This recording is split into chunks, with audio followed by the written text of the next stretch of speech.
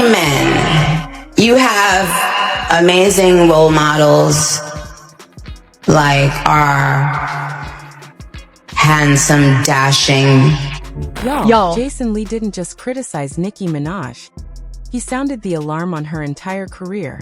Not shade, not petty gossip, not social media noise. This is the kind of scrutiny that can end legacies. According to Jason, Nicki Minaj didn't merely make a bad decision, she sold out. She sold out her fans, her culture, and went full MAGA in front of the entire world. And now, the same people she's trying to impress are laughing behind her back.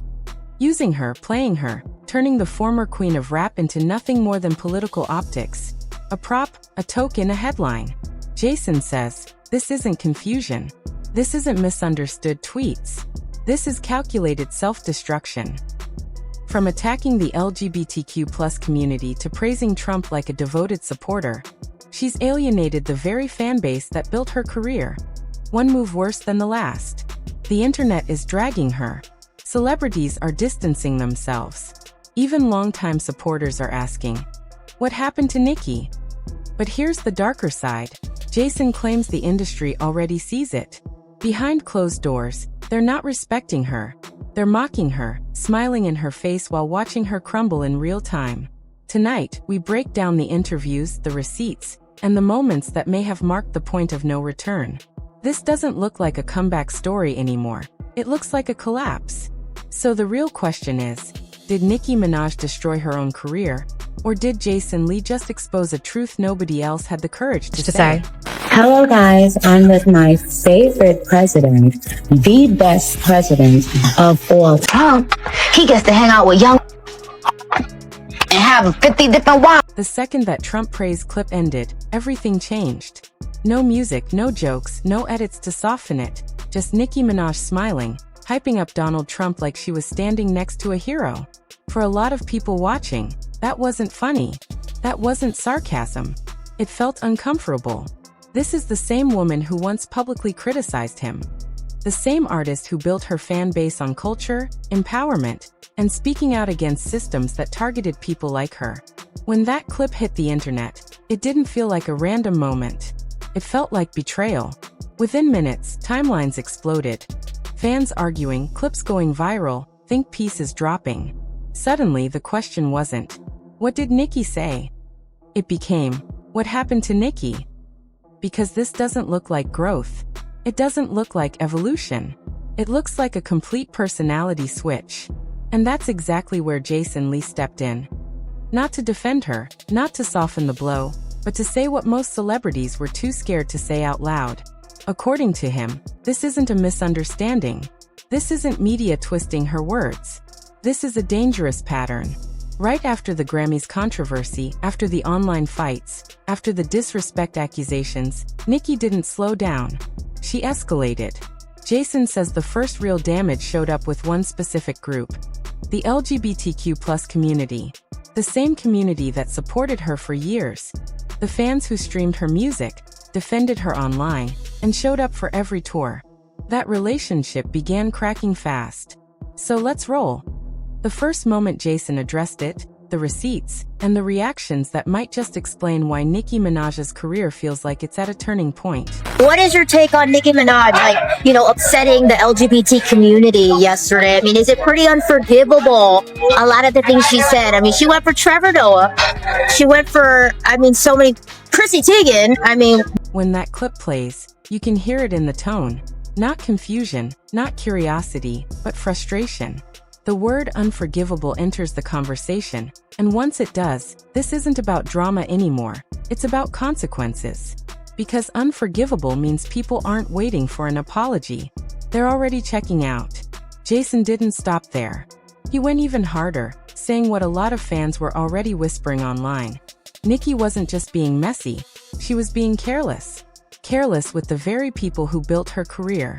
Careless with the culture that crowned her. Careless with the image she spent over a decade creating. So when the next part of the interview rolled, it hit even heavier, leaving no room for excuses and making it clear the fallout might be permanent. Here's the deal. I'm not thinking of Nicki Minaj today. I think that what she's doing, just the troping, the continuous disregard for the LGBT community, for her fans, for humanity, for everybody, And this is where things turn dark, because now the language changes. This isn't just disappointing behavior. This isn't bad timing. Jason frames it straight up as cultural embarrassment. And that's brutal, because embarrassment means people stop defending you. They stop fighting for you. They stop claiming you. Think about that. For years, Nicki was untouchable. Every controversy, every barb, every critic, she handled it. But now even loyal fans look tired, confused, silent. And silence is dangerous, because silence is what happens right before someone falls off. According to Jason, the industry already sees it coming. Behind the scenes, people aren't impressed. They're not clapping. They're not welcoming her into political rooms. They're smiling to her face while treating her like a prop, like optics, like a headline they can use and toss away. History shows exactly how fast that happens. Hollywood doesn't protect you when you become inconvenient. It replaces you. Maybe that's why Jason's final warning in this section feels less like commentary and more like a verdict. Once you alienate the LGBTQ+ community, push away your core supporters, and make people feel personally disrespected, there's no easy recovery. No quick apology tour. No rebrand. So let's roll the next moment and see exactly how it all unfolded. He pretty much said about the whole everything. I mean, there's no way of coming back from this, right? Short, direct, cold. The message is simple. Some damage doesn't heal. Some bridges don't rebuild. And if Jason Lee is right, what we're watching right now isn't just controversy. It's the beginning of a collapse. Because when the crowd that made you famous stops writing for you, the spotlight gets real lonely. And for the first time in a long time, Nicki Minaj doesn't look untouchable. She looks exposed. By this point, it wasn't just backlash anymore. It started feeling like isolation. Once Jason called out the cultural damage, once the LGBTQ+ community controversy exploded, something else quietly started happening in the background. Nicki wasn't defending herself. She wasn't clarifying. She wasn't walking anything back. She was leaning in harder, closer to Trump, closer to MAGA circles, closer to the same political crowd that historically never protected artists like her in the first place. And that's when the narrative shifted. People stopped saying she was messy. They started saying something far worse. She's being used. Because think about it. When have Republicans ever championed Nicki Minaj? When have they ever defended hip-hop culture? When have they ever stood up for women like her? They didn't. They criticized her, mocked her, called her a bad influence. But suddenly, now she's useful. Now she's invited. Now she's welcomed. Jason says that isn't support, it's strategy. Politics doesn't see celebrities as people. It sees them as tools, optics, props. And according to him, Nicki walked straight into that trap. So let's roll the next moment from Jason and see exactly how deep this spiral goes. I think that Nicki is a great rapper, but I can't even think of one song that she has right now past the nonsense that we've been seeing that she's been putting on. So listen to the energy there. It's not admiration, it's disappointment. Jason separates the artist from the behavior, almost like he's saying, she used to be great, but look at what she's become. And that's the scary part, because when critics start talking about you in the past tense, your prime might already be over. Jason isn't attacking her talent. He's attacking the choices, the social media chaos, the political alignment, the constant noise. And he makes one thing clear. Every time Nicki opens her mouth lately, it's not music people remember, it's controversy. And controversy doesn't build legacies. It burns them slowly, publicly. And the internet never forgets. Now the manipulation angle gets darker. Jason hints that this isn't random behavior. He believes it's desperation, calculated relevance. Like someone who knows the spotlight is fading and will grab anything to stay trending, even if it costs them their core fan base. History shows this pattern over and over. When artists feel their dominance slipping, they shock, they provoke, they align with whoever keeps cameras on them. Even if it means standing next to people who secretly don't respect them. even if it means betraying the very communities that made them rich. And maybe that's why the next part of the interview hits even harder. This time, Jason stops being diplomatic. He goes straight for the character. So let's roll it. When they say and show you who they are the first time, I've said for years that Nicki was lost, that she was a mess. I said that she rallies her fans to be terrorists. I labeled them a terrorist group years ago. And you can feel it.